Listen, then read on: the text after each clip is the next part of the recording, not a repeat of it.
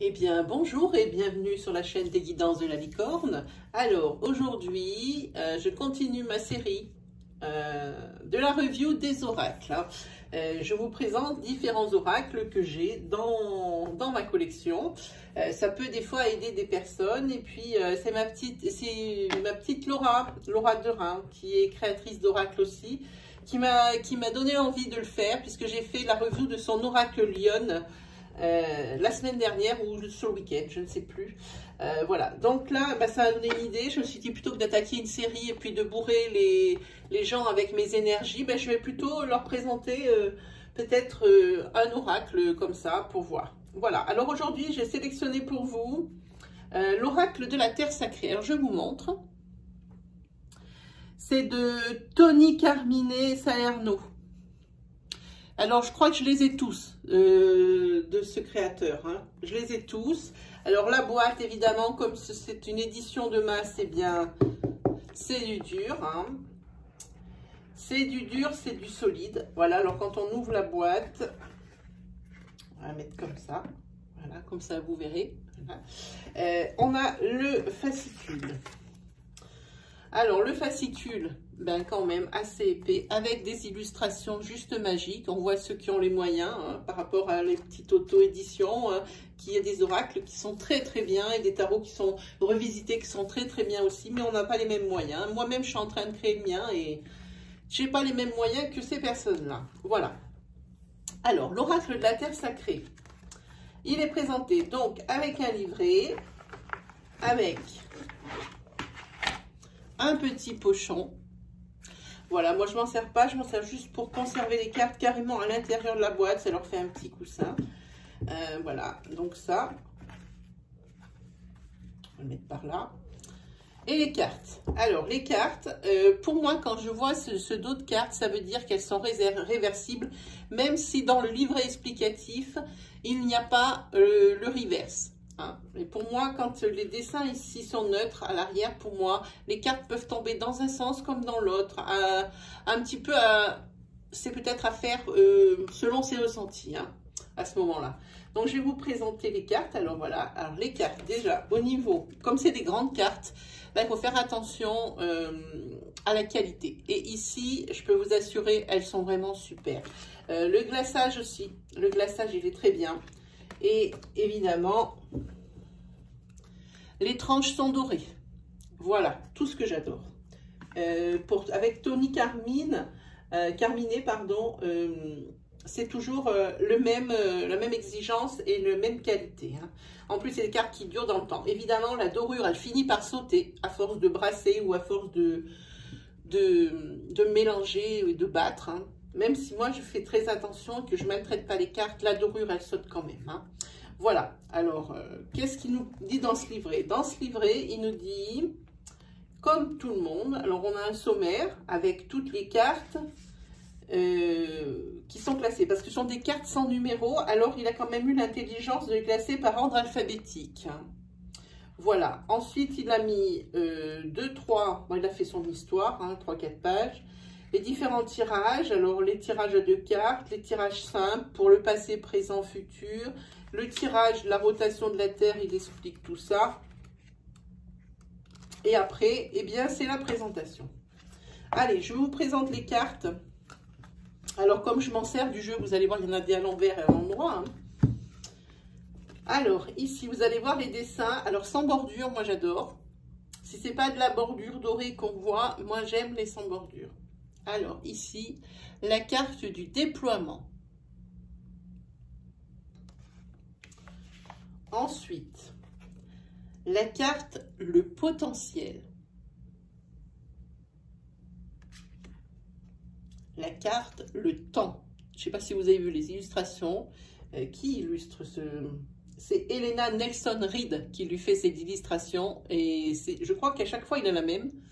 Et vraiment, c'est une réussite. Ensuite, la formation. L'attente. La redécouverte. La répétition.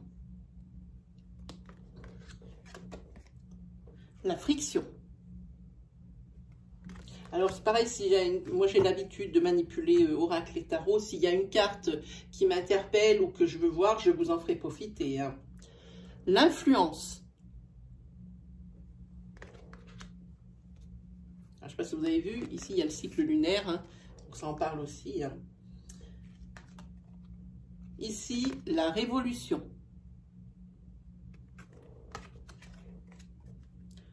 Le contexte. La lucidité. Là, il faut quand même déjà, c'est pas un oracle tout public. Hein.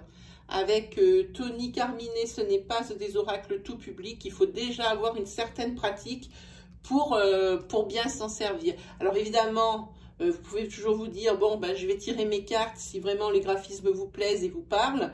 Vous pouvez toujours dire, je vais tirer les cartes et je vais m'adresser directement ce qu'il a écrit comme descriptif. Je vous assure que le descriptif, même dans les livres, on voit que c'est pour des personnes qui sont confirmées. Le discours est toujours super philosophique, il faut vraiment avoir l'habitude. Hein. Ensuite, on a la fusion. Mais si vous n'êtes pas comme moi collectionneur et puis c'est vraiment quelque chose que vous cherchez, oui, vous pouvez l'étudier, il est très très complet. La surface. La préservation. Cette carte, elle est juste magique pour moi. Elle me parle, mais comme jamais. Les schémas. La cohérence. L'écoute. Le cœur.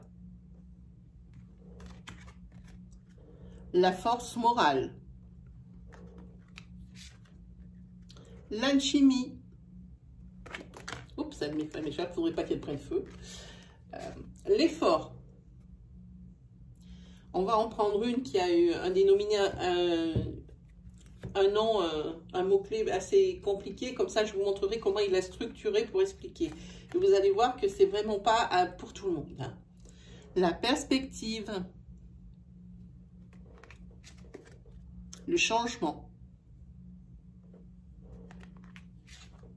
Le centre. Ah, en voilà une qu'il faut regarder.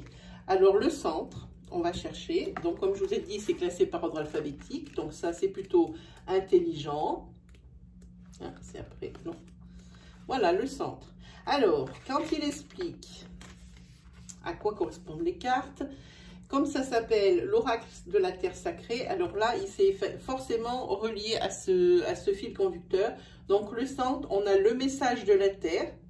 Alors ici, ça le dit, ce que c'est, cette carte du centre, je vous la remontre, voilà. Ça dit, ne confondez pas égoïsme et égocentrisme. Apportez votre bien-être, vos valeurs, votre avenir et vos passions au centre de votre monde. Mettez fin à l'emprise dont vous êtes les objets, les habitudes ou les relations qui insistent pour que vous combliez leurs besoins et leurs attentes. Être centré vous renforce et vous apporte plus d'équilibre, de sorte que vous risquez moins d'être déstabilisé par d'éventuelles perturbations. Élargissez votre sphère positive d'influence. Vous voyez, quand je vous disais que c'est assez philosophique et qu'il faut vraiment déjà être dans le bain pour utiliser ce genre de jeu, c'était pas à mentir. Ensuite, après le message de la Terre, il y a le message spirituel. Alors, c'est marqué « Oubliez les attentes et les échéanciers prédéterminés. Essayez d'être patient. » Alors, je vous passe le reste. Et après, vous avez la symbolique par rapport à son image. L'influence d'une force invisible et intemporelle a été observée et étudiée. Alors là, il explique carrément physiquement l'histoire du centre. Voilà. Donc, quand je vous disais que c'était vraiment pas un oracle pour les novices, c'est pas pour rien. Alors, à moins que vous vouliez vraiment, que vous l'aimiez, mais de dingue, mais c'est vraiment que pour étudier celui-ci, si vous êtes novice, ne prenez pas celui-là. Hein. Si c'est pas pour l'étudier, ne le prenez pas parce qu'il est vraiment extrêmement, bon, il est complet, mais il est extrêmement complexe. Ensuite, on a la chaleur. Comme je vous disais, il n'y a pas de chiffres. De nombre. Le magnétisme. la spécialisation, les fragments,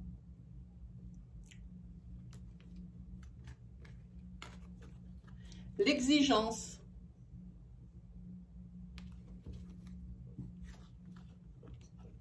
l'absence, la fiabilité, l'espace, l'unité, la perception, l'équilibre, l'éclat, le renouveau, l'alliance, le discernement, l'efficacité, la révision, le mouvement, la réaction et enfin, ici avec cette dernière carte, la modération. Voilà, ça c'était pour la présentation des cartes. Alors évidemment, si vous voulez commander cet oracle, évidemment, il est en vente libre sur Amazon. Et ici, l'éditeur, si vous commandez direct chez l'éditeur, c'est les éditeurs Vega. Voilà, je pense qu'on s'est tout dit. C'est vraiment pour une review rapide. Hein. En tous les cas, moi personnellement, je l'utilise pour moi en développement personnel. Hein. Plus que pour de la divination, à part si c'est pour des questions aussi. Pour des questions, ça répond bien. Mais là aussi, comme je vous dis, ce n'est pas un jeu pour les novices. Il faut vraiment avoir une certaine habitude pour l'utiliser. Voilà, et bien mes amis, cette review est terminée. J'espère que ça vous aura pas trop saoulé. J'ai fait mon maximum pour que ça aille vite. Prochaine review sera sur le Rock and Love de Mika.